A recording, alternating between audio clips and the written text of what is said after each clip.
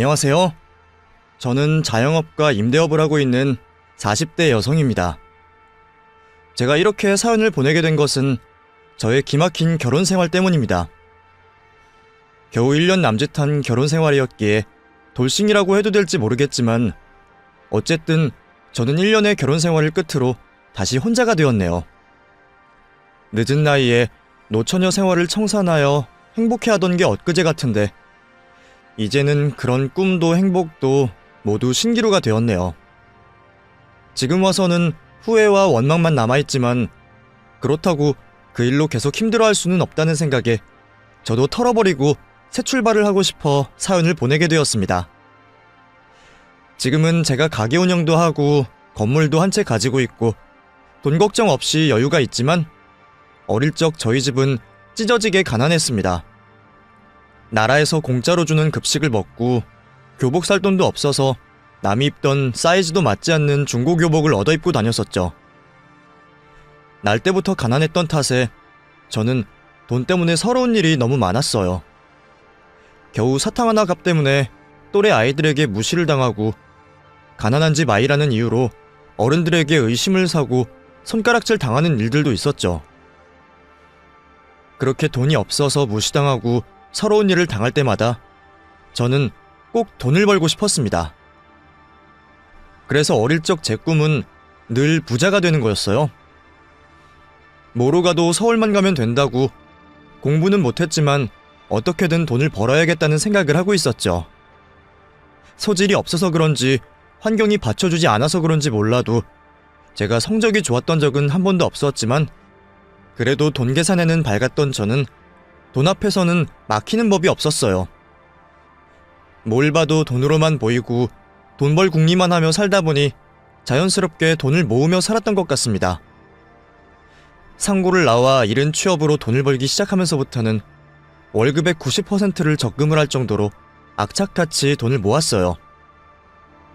그때는 기숙사 생활하던 시절이라 나만 견딘다면 돈 한 푼 안 쓰고 살 수 있었거든요.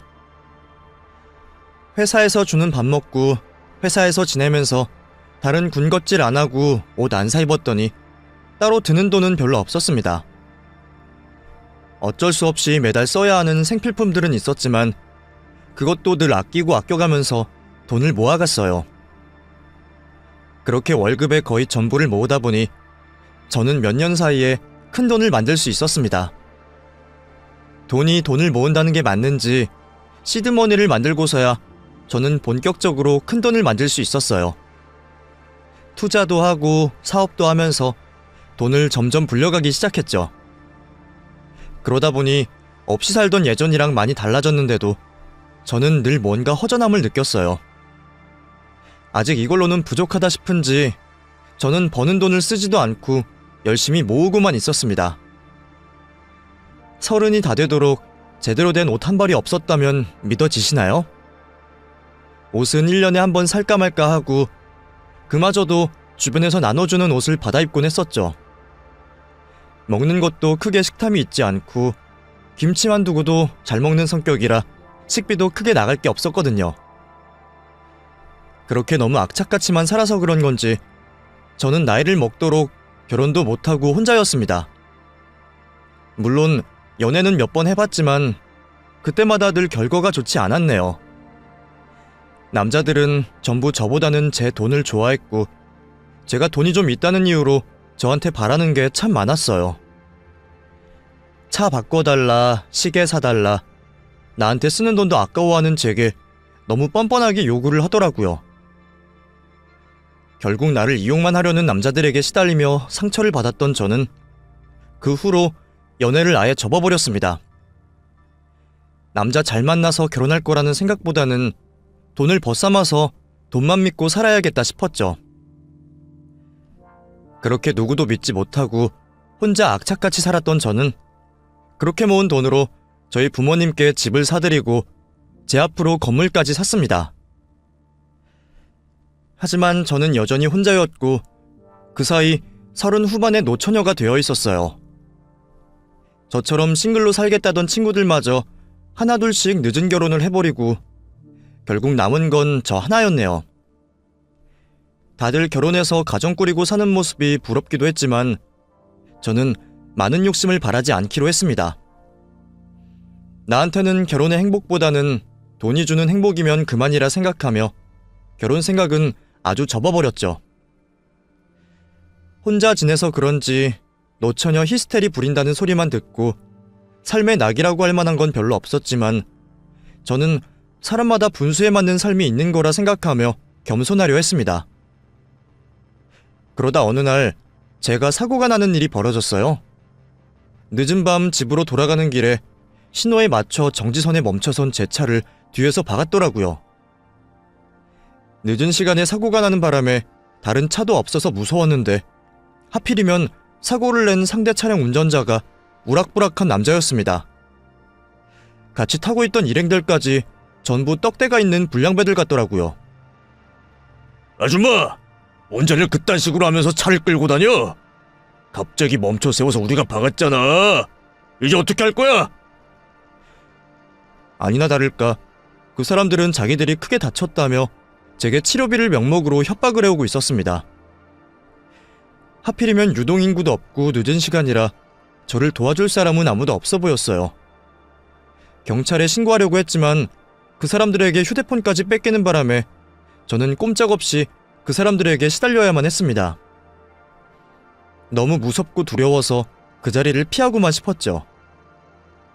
그런데 그때 누군가 나타나서 저를 구해주었습니다. 지금 뭐 하시는 거예요? 사고가 났으면 보험사를 부르면 되는 거지. 왜 엄한 사람을 협박합니까? 그리고 안전거리 유지 못한 그쪽 책임인 걸 왜 이 여성분에게 떠넘겨요? 다쳤어도 이분이 더 다쳤을 것 같은데 혹시 당신들 자해공갈단 아니야? 지금 경찰에 신고할 겁니다. 그 사람이 아니었으면 그날 제가 무슨 일을 당했을지 처음 보는 그 남자 덕분에 불량배들에게서 벗어날 수 있었던 그 사람에게 너무 고마웠어요. 저 도와주셔서 정말 감사드려요. 제가 꼭 살해를 하고 싶은데 어떻게 하면 될까요? 살해라뇨. 저도 그런 거 바라고 한 거 아닌데요. 도움 필요한 사람이 있으면 돕는 게 당연한 거죠. 저는 괜찮으니까 얼른 들어가 보세요. 아니에요. 제가 꼭 살해하고 싶어서 그래요. 그럼 제 연락처 드릴 테니까 내일 꼭 연락 부탁드릴게요. 꼭이요?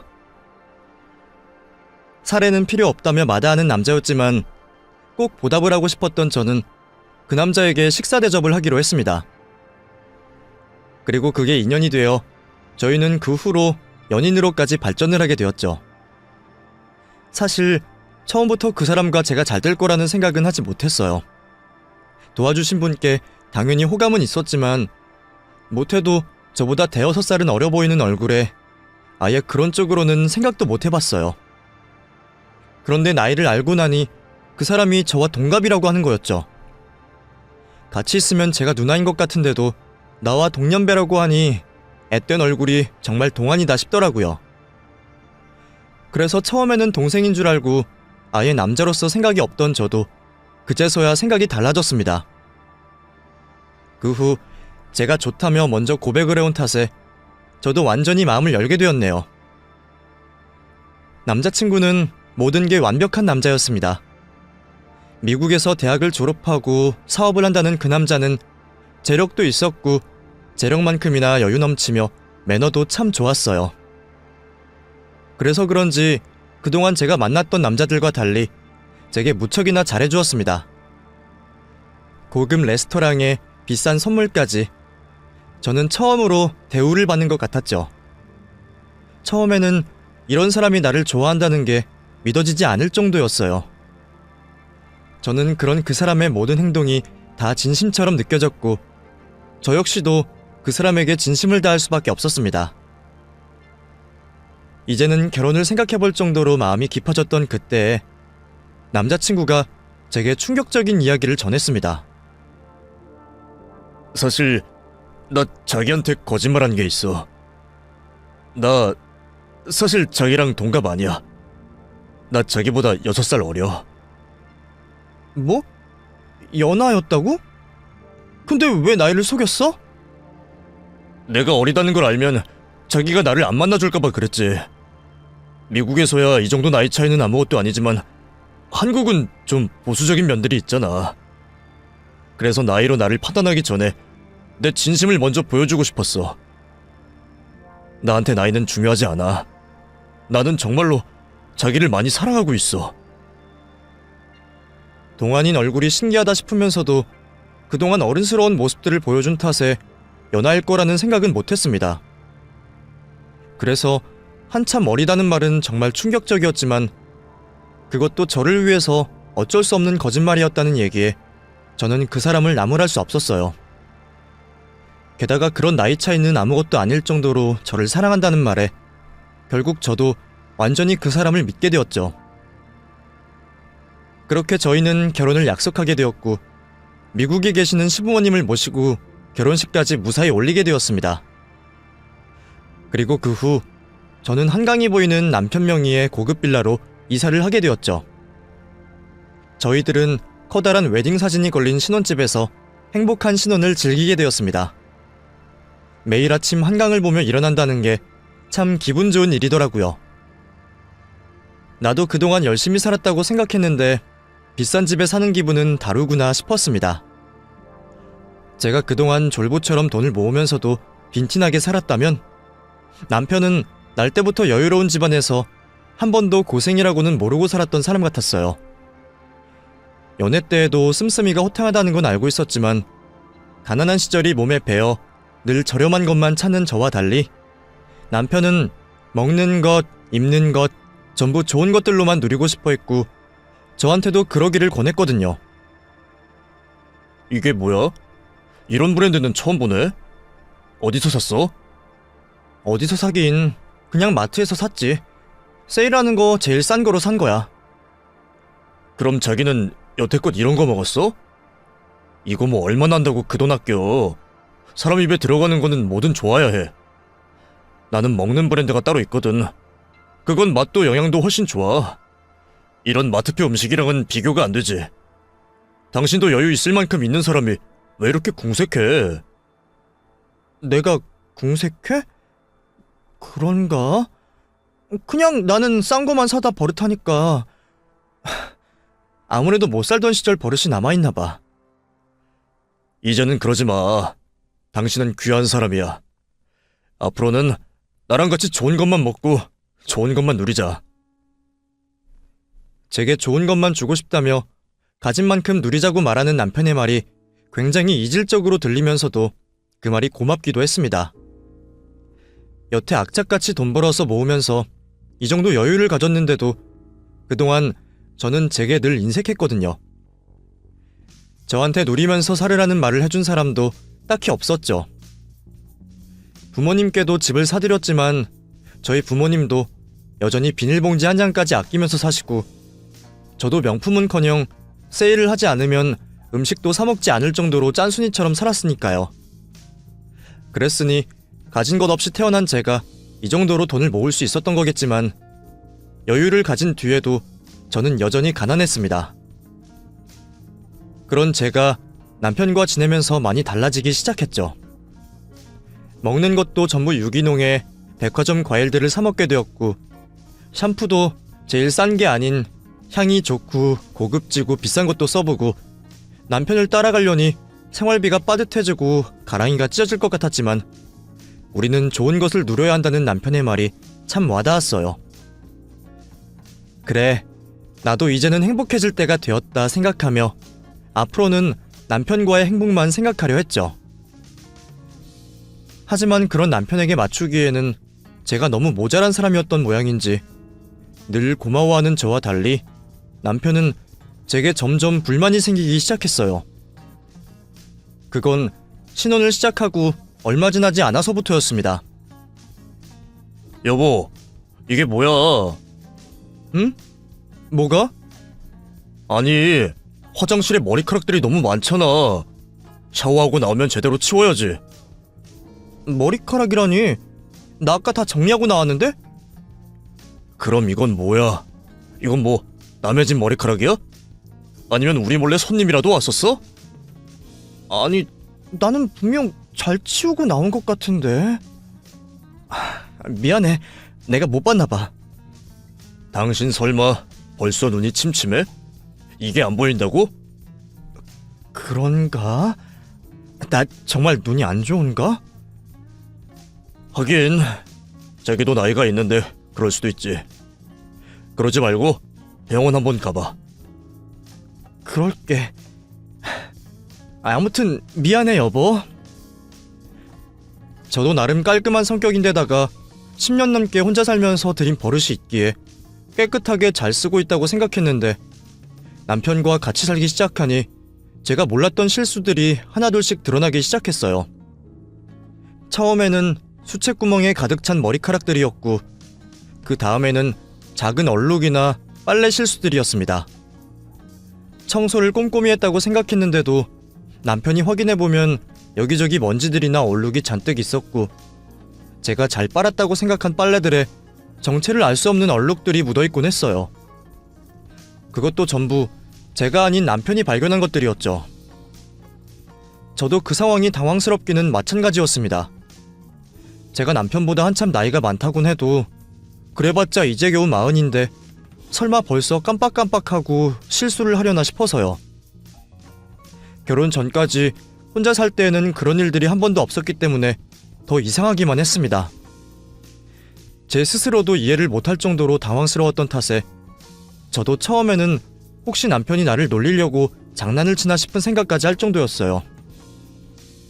하지만 매번 남편이 제 실수들을 찾아냈고 그때마다 저를 한심한 듯 바라보는 남편을 보면서 저는 조금씩 주눅이 들기 시작했습니다. 그러다 한 번은 정말 남편이 크게 화를 냈던 적이 있었어요. 남편이 워낙 깔끔하고 멋부리는 성격이라 옷 같은 건 특히나 아끼는데 평소에는 제가 빨래를 하기 때문에 저한테 늘 당부를 하곤 했었거든요. 내 셔츠들은 무조건 세탁소에 맡겨줘.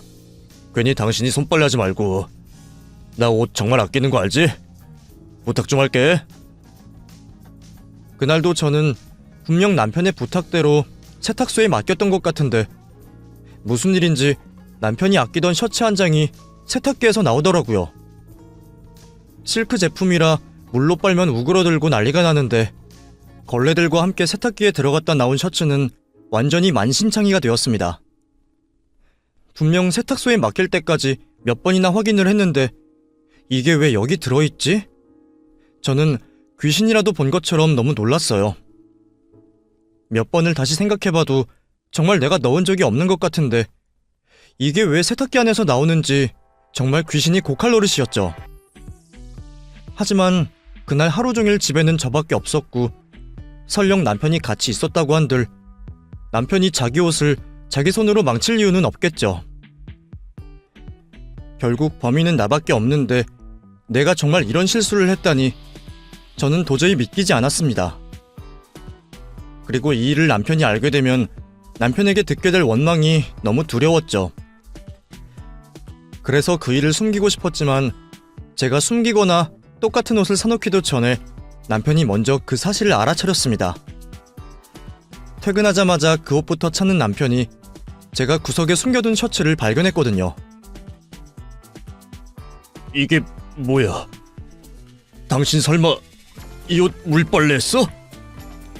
아니, 나는 분명히 세탁소에 보낸 것 같은데 그게 세탁기 안에 들어있더라고. 정말 미안해.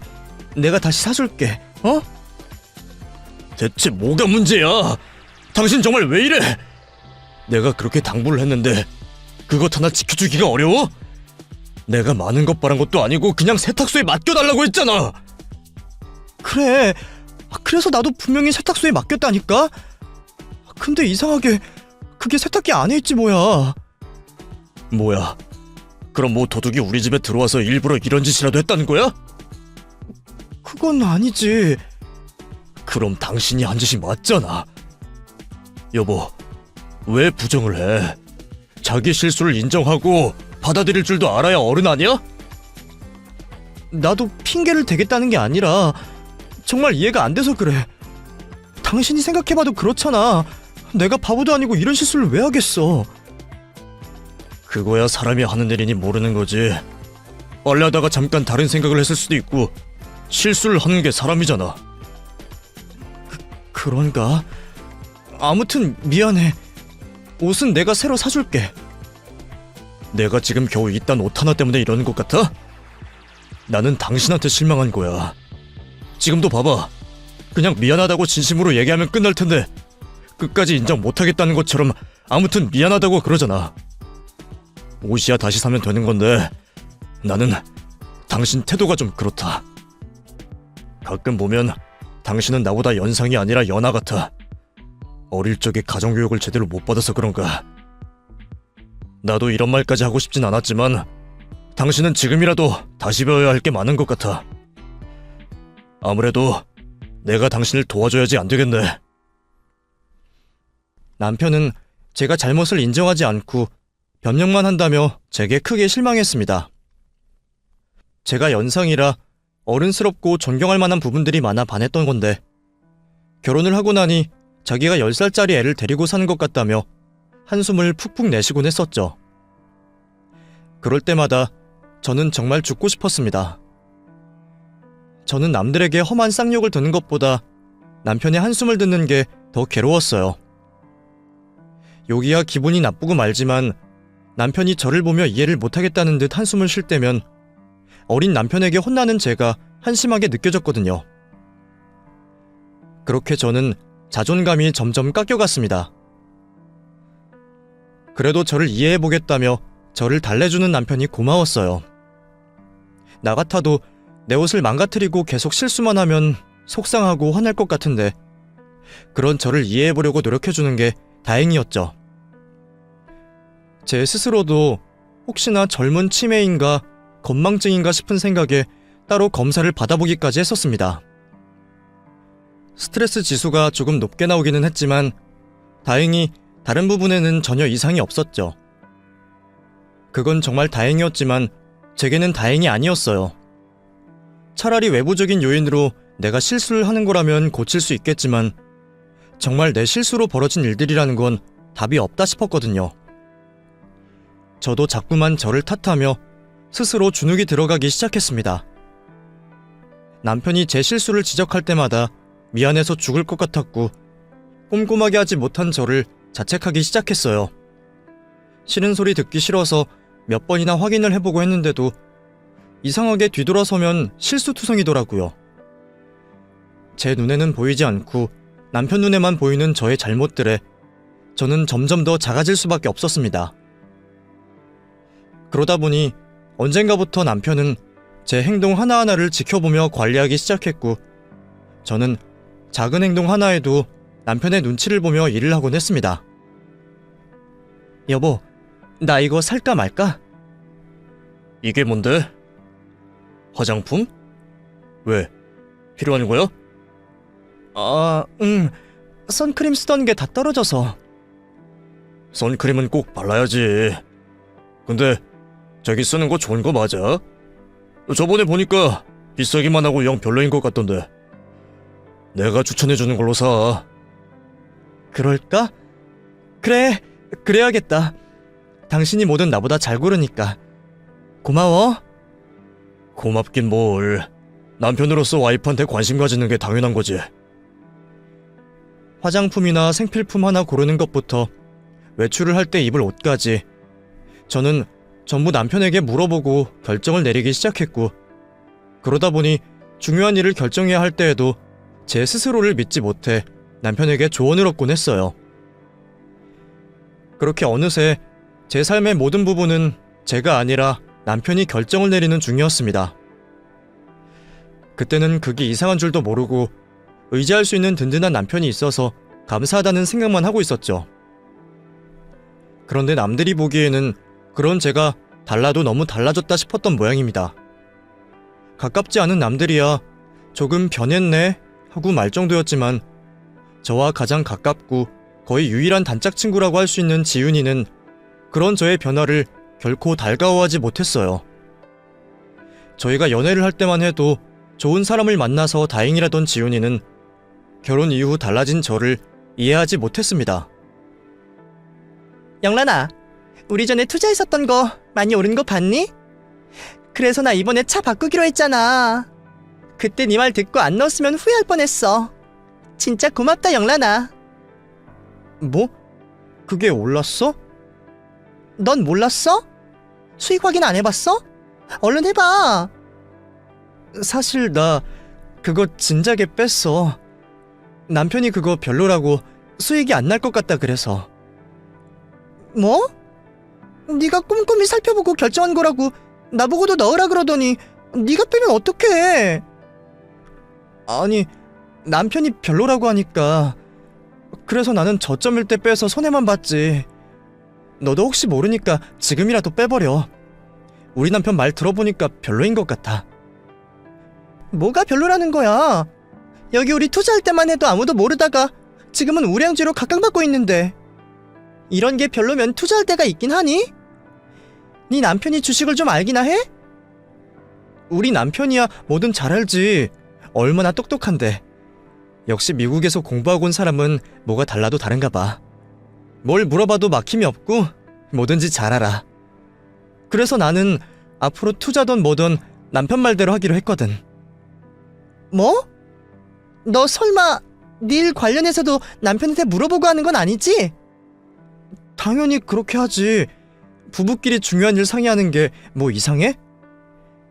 영란이 너 결혼하더니 많이 변한 거 알아? 그럼 당연히 변했겠지. 사람들이 나 되게 유해졌다고 그러더라. 내가 확실히 그전에는 노처녀 히스테리가 있긴 했었나 봐. 너 지금 내가 칭찬하는 건 줄 아니? 너 변했다는 게 이상하다는 소리야. 옛날에는 주체적으로 똑부러지게 잘 살던 애가 갑자기 왜 남편 꼭두각시가 됐어? 뭐? 꼭두각시라니. 너 무슨 말을 그런 식으로 해? 그럼 아니야? 옷 입는 것도 남편이 골라준 대로 입는다 그러고 우리 약속 잡는 날짜도 남편한테 물어본다 그러더니 그런 건 다 그렇다 쳐도 주식 투자에 일 얘기까지 남편한테 허락받는 건 좀 아니지 않아? 남편이 도움을 주니까 도움을 받는 거지. 그게 뭐가 잘못됐다는 거야?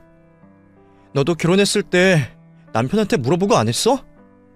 그때는 만나는 약속 한번 잡는 것도 시댁에 일 있다, 남편이 일 있다면서 네 마음대로 스케줄 맞추는 것도 힘들더니 이제 와서 나더러 꼭두각시라고?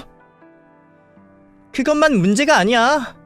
내가 이런 얘기까진 안 하려고 그랬는데 솔직히 네 남편 보면 볼수록 뭔가 이상해. 사업한다는 남자가 세금 신고도 제대로 할 줄 모르고 딱히 사업 수완 있는 것 같지도 않고 시부모님도 결혼식 날 한 번 본 게 전부인데 넌 뭔가 이상하다는 생각 안 들어? 나 같으면 남편 뒷조사라도 한번 해볼 것 같아. 야, 차지훈, 너 정말 말 심하게 한다? 너 혹시 나 질투하는 거니? 뭐? 무슨 질투를 해? 나는 네가 걱정돼서 말하는 거 아니야. 걱정된다고 남의 남편을 사기꾼으로 의심하니? 솔직히 말해봐. 너는 이혼녀 돼서 고생하는데 나는 연하 남편 만나서 행복한 꼴 보니까 배 아파서 그런 거 아니고? 얘는 사람이 걱정해서 말을 해주는데 꼬아서 듣네? 난 이 남편 부럽지도 않고 나는 혼자 사는 지금 충분히 만족해. 그럼 네 인생이나 신경 쓰고 살면 되지. 왜 남한테 이래라 저래라야. 나는 변한 내 모습이 좋아. 너는 네가 지금 좋아? 내가 보기에는 어린 남자한테 휘둘리는 것 같은데? 뭐라고? 이게 보자 보자 하니까 진짜 막말을 하네? 야, 부러우면 그냥 부럽다고 해. 왜 괜히 잘 살고 있는 신혼부부를 괜히 이간질하려고 그래? 네가 걱정 안 해줘도 우리 남편 사업도 잘하고 잘 살아. 너는 한강 보이는 아파트에서 살아봤니? 나이 어리다고 돈 좀 있으면 안 돼? 세금이야 세무사가 해주는데 좀 모를 수도 있지. 오히려 뭘 모르는 건 너지. 너야말로 나쁜 시댁의 망나니 남편한테 시달리다가 이혼당하니까 다른 남자들도 다 그런 것 같니? 나야말로 네가 친구가 걱정해서 해주는 말에 이렇게 나올 줄 몰랐네. 그래, 우리는 당분간 안 보는 게 좋겠다. 앞으로 연락하지 마. 그동안 자매보다 의지하며 동고동락했던 친구와 그렇게 크게 싸우게 되었습니다. 벌써 20년 넘게 알고 지내면서 한 번도 그런 식으로 싸운 적은 없었는데 말이에요. 하지만 그때는 안타까움이나 미안함보다는 서운함과 화가 컸습니다. 친구가 제가 부러워서 괜한 꼬투리를 잡는다고 생각했고 말도 안 되는 의심을 하는 거라 생각했어요. 그것도 그럴 만한 게 제가 노처녀로 지낼 때는 결혼해서 행복해 보이던 지훈이를 무척 부러워했었거든요. 그런데 이제는 제가 연하 남편을 만나 결혼을 했고 지훈이는 이혼으로 힘들어했기에 저는 지훈이가 저를 질투할 수밖에 없을 거라 생각했습니다. 하나뿐인 친구와 척을 지면서도 남편을 두둔하고 감쌀 만큼 당시에는 제가 남편을 너무 좋아했던 모양입니다. 예전 같았으면 어떻게든 우정을 지키려 노력했겠지만 그때는 안 보고 살아도 되겠다 생각했던 것 같아요.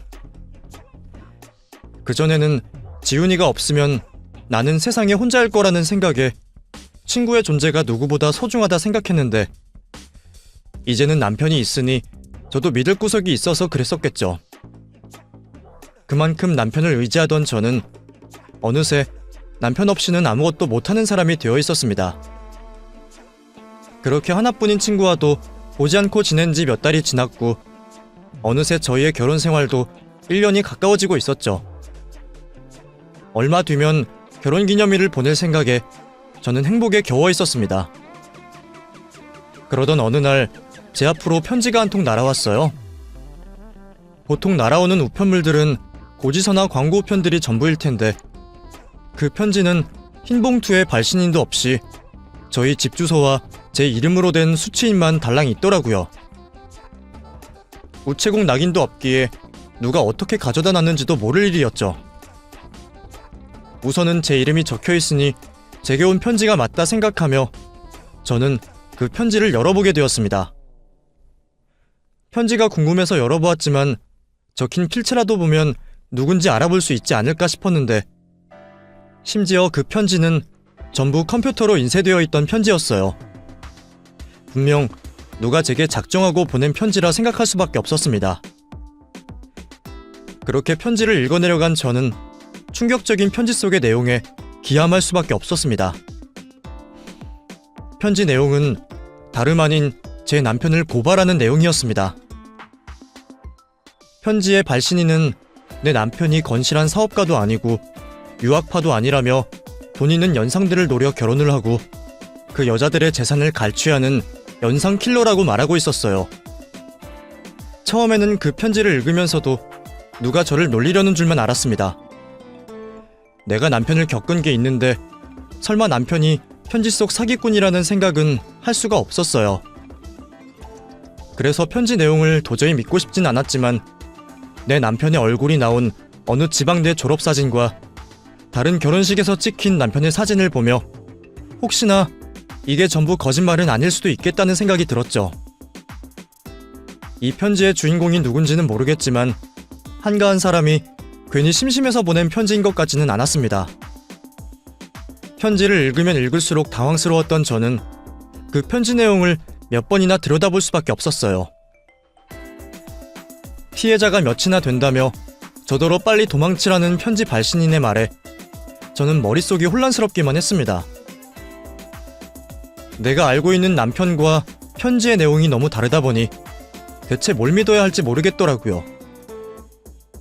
사람을 속이려면 충분히 속일 수 있는 세상이기에 내 남편이 사기꾼일 수도 있고 그 편지를 보낸 사람이 사기꾼일 수도 있는 일이었죠. 이런 정보를 알려주면서도 익명으로 얘기를 하는 것도 괜히 찝찝했고요.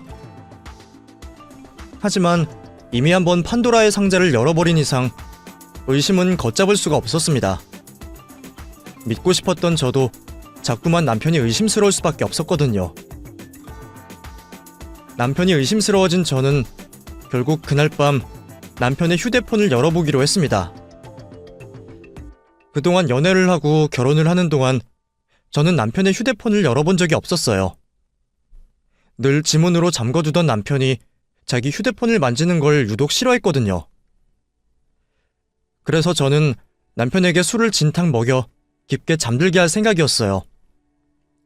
취하면 늘상 자던 남편에게 선물 받았다며 비싼 양주를 건넸습니다. 그리고 저는 비싼 술이라며 좋아하는 남편이 양주 한 병을 다 비우기를 기다렸죠. 이윽고 남편은 술에 취해 잠에 들었고 저는 남편의 지문으로 핸드폰을 열 수 있었습니다.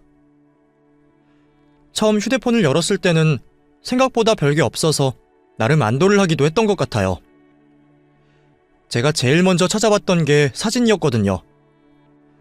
혹시 무슨 증거가 있나 싶어 사진첩을 뒤져봤지만 앨범에는 이렇다 할 것들이 나오지 않았습니다. 그 후로 카톡도 뒤져봤지만 카톡에서도 다들 지인이나 저와의 대화들 뿐 이렇다 할 것은 없었어요. 그런데 그제서야 저는 조금 이상한 기분이 들었습니다. 보통 사업을 한다고 하면 일적으로 만나는 사람들과 대화를 나누는 게 많을 수밖에 없는데 남편의 카톡은 너무 깔끔해서 더 이상하다 싶었어요. 그제서야 문자 생각이 들더라고요. 그렇게 문자를 하나하나 뒤져본 저는 그중 깜짝 놀랄 만한 문자 내용을 발견하게 되었습니다. 그냥 평범한 가게 이름으로 저장된 번호 하나가 유독 내용이 이상하다 싶었거든요. 넘어오는 중 곧 치행해도 될 듯. 조현병이나 망상장애로 입원 요청. 시일은 다음 달 1일. 뭔가 작정하고 계획을 나누는 듯한 문자 내용에 저는 머리가 멍해지는 기분이었습니다. 그 위로 문자는 죄다 지워져서 알 수 없었지만 다음 달 1일에 시행하자는 말에 저는 소름이 끼쳤죠. 며칠 뒤면 1일이 되는데 남편은 그날 대체 무슨 짓을 하려고 그랬던 걸까요? 그 중에서도 조현병이나 망상장애라는 말이 유난히 눈에 들어왔던 저는 순간 그동안 저와 남편 사이에 있었던 일을 떠올릴 수밖에 없었습니다. 남편이 자꾸 제가 실수를 했다며 지적하고 감시했던 것처럼 남편은 가끔씩 제가 이상한 말을 한다고 얘기하곤 했었어요. 제가 했던 말을 안 했다고 하고 제가 안 한 말을 했다고 하는 일들이 있었어요. 남편 말로는 제가 종종 이상한 행동을 한다고 했었죠. 그때는 제가 너무 실수가 많아서 남편이 오해를 했거나 제가 정말 실수를 했는 줄만 알았는데 지금 생각해보니 그것들이 혹시 남편이 의도했던 것들이 아니었을까 싶었습니다. 문자의 내용들로 미루어 남편이 나를 조현병으로 정신병원에 입원시키려는 계획이 아니었을까 하는 생각에 너무 놀란 저는 그대로 그 집을 도망쳐 나올 수밖에 없었습니다. 얼마나 놀랐던지 한참 도망을 치고 나서야 제가 맨발이라는 걸 알게 되었어요. 이미 늦은 새벽 시간이 되었고 급하게 나오느라 휴대폰 말고는 챙겨 나온 것도 없는 제가 어디로 가야 할지 알 수 없었습니다. 경찰서를 가볼까 생각을 했지만 지금 이 꼴로 경찰서로 찾아갔다가는 정말로 남편 말처럼 정신병 환자로 의심받을지도 모른다는 생각에 선뜻 도움을 구할 수 없었어요. 그 순간 제일 먼저 떠올랐던 것은 다름 아닌 지훈이었습니다. 싸우고 나서 한 번도 연락을 하지 않았는데 아직도 어려운 상황에서는 그 친구 생각이 제일 먼저 들더라고요.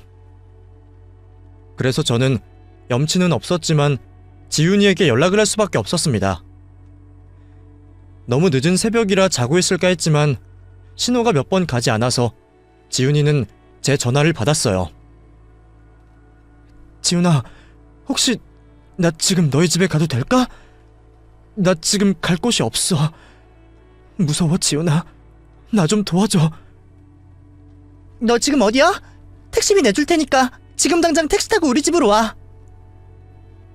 고맙게도 지훈이는 저를 집으로 들여주었습니다. 제가 잠옷 차림에 맨발로 택시에서 내린 것을 본 지훈이는 경악을 금치 못했죠. 대체 무슨 일이야? 무슨 일이길래 이 시간에 이런 꼴로 있는 거야? 남편이 너무 무서워. 네 말이 맞았나 봐, 지훈아. 우리 남편 뭔가 이상해. 지훈이가 건네는 따뜻한 차 한 잔을 받아먹고 겨우 진정이 된 저는 지훈이에게 그날 하루 있었던 일을 전부 설명했습니다. 갑자기 날라온 발신인 불명의 편지 한 통과 제가 남편의 휴대폰에서 보게 된 이상한 문자 내용들, 그리고 그동안 남편과 제 사이에 있었던 일들까지 빠짐없이 지훈이에게 얘기를 했어요. 내가 이럴 줄 알았다. 너 지금까지 그놈한테 가스라이팅 당한 거야. 뭐라고? 가스라이팅? 그러게 내가 좀 이상하다 그랬지. 배우자가 제일 우선되는 법적인 보호자인데 네 남편이 마음만 먹으면 너 정신병원에 보내버릴 수 있는 거야. 너희 부모님한테는 네가 좀 아프다고 하면 그만인 거고, 너도 지금 같은 상황에서 남편이 너 정신병 있다고 해도 그 말을 믿지 않겠니? 그래서 그동안 말도 안 되는 실수들로 너를 타박하고 너를 조종한 거야. 너 지금까지 네 남편한테 속은 거라고. 그제서야 저는 그동안 제가 남편에게서 가스라이팅을 당하고 있었다는 걸 깨닫게 되었습니다. 남편이 제 탓을 하고 한숨을 쉴 때마다 내가 실수한 탓이라 생각했는데 어쩌면 그게 전부 남편이 의도한 바가 아닐까 하는 생각이 들더라고요. 그걸 여태 모르고 있었다가 지훈이의 말을 듣고서야 깨닫게 되었죠. 그리고 지훈이 말대로 내가 정말 정신병원에 들어갔더라면 어떻게 됐을지 겁이 나더라고요. 그럼 남편은 나 정신병원 보내놓고 무슨 짓을 하려고 그랬던 걸까? 편지에는 남편이 연상킬러라 그러더라고. 아마 너 정신병원에 보내놓고 네 재산 빼돌리려고 그랬겠지. 남편이니까 네 대신 서류 정리하기도 쉬울 거고 처음부터 작정하고 그랬던 거 아닐까? 그제서야 저는 지훈이가 제게 했던 얘기가 질투 때문에 내뱉은 악담이 아니라는 걸 깨닫게 되었습니다. 남들은 몰라도 제 친구는 제가 정말 걱정이 되어 쓴소리를 할 수밖에 없었겠죠. 하지만 사랑에 눈이 멀었던 저는 그런 친구의 속도 모르고 친구를 의심하고 질타하고 있었네요. 뒤늦게 후회가 들었던 저는 지훈이에게 미안한 마음에 그날 밤 하루 종일 참회의 눈물을 흘릴 수밖에 없었습니다. 그렇게 아침이 되기를 기다린 저는 친구의 도움으로 직접 경찰서까지 찾아가 그동안 제가 겪은 이야기를 전하며 남편을 사기죄로 경찰에 신고하게 되었습니다. 그리고 그 과정에서 제 남편이라는 사람이 편지의 내용처럼 정말로 전과자였다는 걸 알게 되었어요. 이놈 벌써 사기로 몇 년 살다 나왔네요. 중고나라 사기에 혼인빙자 사기에 보험 사기까지 벌였네요. 아주 악질이네. 그래도 큰일 겪기 전에 잘 찾아오셨네요. 피해가 없어서 정말 다행인 거지. 이런 놈들은 절대 한 번으로 안 끝나거든요. 한 번 문 타겟은 어떻게든 벗겨먹으려고 했을 텐데 일찍 알게 되셔서 다행이에요. 그나마 피해를 입기 전에 알아차려서 천만다행이라는 경찰의 얘기에 저는 또 한 번 놀란 가슴을 쓸어내려야 했습니다. 그제서야 저는 남편이 제게 처음부터 작정하고 접근한 게 아닐까 의심할 수밖에 없었어요. 남편을 처음 만났던 그날의 교통사고 역시 남편이 꾸민 일이구나 싶었죠. 물론 부정하는 남편에게서는 어떤 진실도 들을 수 없었지만 남겨진 저는 남편의 계획을 알아차리게 되었습니다. 제가 남편 명의인 줄 알고 좋아하던 한강뷰의 신혼집과 남편의 차와 사업체 모두 거짓이었더라고요. 제가 살던 빌라는 수백만 원짜리 월세였고 차는 리스에 남편이 한다는 사업 역시 남의 등 처먹는 사기 사업체였어요. 구매 대행을 해준다는 식으로 짝퉁 명품들을 유통하고 있었더라고요. 그 말은 제가 남편에게 그동안 받았던 명품 선물들 역시 가짜라는 말이었겠죠. 그동안 제가 보았던 게 전부 가짜라는 생각에 저는 머리가 아팠습니다. 어떻게 이렇게까지 사람을 속일 수 있는지 그 사기꾼 놈이 대단하기까지 했죠. 제가 아니었더라면 계속 남의 등을 처먹고 살고 있었을지도 모르니까요. 하지만 저의 신고로 그놈의 다른 범죄들까지 속속들이 드러나기 시작했고 결국 그놈은 사기 전과에 불법 짝퉁 유통으로 실형을 받게 되었습니다. 그 후로 저는 감옥에 있는 남편과 이혼 절차를 밟게 되었고 당연히 저는 무사히 이혼을 할 수 있었어요. 하마터면 제가 남편의 범죄에 가담해 공범이 될 뻔했지만 그놈이 저를 정신병원에 보내려 했다는 정황 덕분에 혐의 없음으로 풀려날 수 있었습니다. 경찰의 말대로 조금만 더 늦었더라면 정말 큰일이 났겠다는 생각에 저는 10년 감수할 수밖에 없었어요. 얼마 뒤면 결혼기념일이라고 기대하고 있던 제가 그날 무슨 일을 겪었을지 생각을 하면 지금도 소름이 돋을 것 같았어요. 그래서 저는 제게 편지를 보낸 그 익명의 제보자가 너무 고마울 수밖에 없었습니다. 어떻게든 이 사람을 찾아서 살해를 하고 싶었죠. 그런데 알고 보니 그 익명 편지의 주인이 다름 아닌 제가 아는 사람이었습니다. 일이 무사히 해결되고 편지의 주인을 찾기를 원하는 제게 지훈이가 사실을 고백해왔습니다. 영란아, 그 편지 사실 내가 보낸 거야. 나는 정말 네가 걱정돼서 한 말이었는데 네가 내 말을 듣질 않았잖아. 생각해보면 나도 그런 식으로 접근하면 안 되는 건데 그때는 나도 감정적으로 밀어붙였던 것 같아. 나중에 생각해보니까 네가 화를 낼만 하겠더라고. 그래도 네 남편은 너무 이상하다 싶어서 내가 따로 뒷조사를 좀 해봤어. 그랬더니 그놈이 제 옷만 2번에 사기꾼이라는 걸 알게 됐지. 당장 너한테 알려주고 싶었는데 그럼 또 네가 안 믿을까봐 익명으로 보낼 수밖에 없었어. 친구는 제 대신 남편의 뒷조사를 했고 그렇게 남편이 전과자의 사기꾼이라는 것을 알고 저를 도와주려 했습니다. 그래서 익명을 빌려 편지를 넣어놓고 그날 하루 종일 저를 기다리고 있었다더라고요. 직접 가서 도와주려고 하다가 네가 내 말이면 안 믿을까봐 그랬어. 너무 고마워, 지훈아. 나 너 아니었으면 정말 어떻게 될 뻔했니? 그러게 내가 이 나이에 무슨 연하 남편에 호강을 한다고 내 주제에 분에 넘치는 행복을 바랐어. 내가 무슨 드라마 주인공이나 된 것처럼 나만 특별한 줄 알고 말이야. 나는 정말 구제불능인가 봐. 그런 소리 하지 마. 네가 뭘 잘못했니? 아마 나였어도 너처럼 당했을 거야. 처음부터 사기꾼이라고 티내고는 놈이 어디 있어? 꾼들이 그러니까 꾼이지. 나도 처음 네가 연애한다고 했을 때는 의심도 못했는걸? 너는 아무 잘못 없어. 그래도 정말 미안해. 그리고 나를 끝까지 도와줘서 정말로 고마워. 내가 무사한 건 전부 지훈이 네 덕분이야. 나 이 은혜 진짜 죽기 전까지 안 잊어버린다. 앞으로 네가 무슨 말을 해도 네 말을 들을 거고 네가 하는 말이라면 파트로 매주를 쓴다 해도 믿을게. 그렇게 저와 지훈이는 그 후로도 서로를 의지하며 지낼 수밖에 없게 되었어요.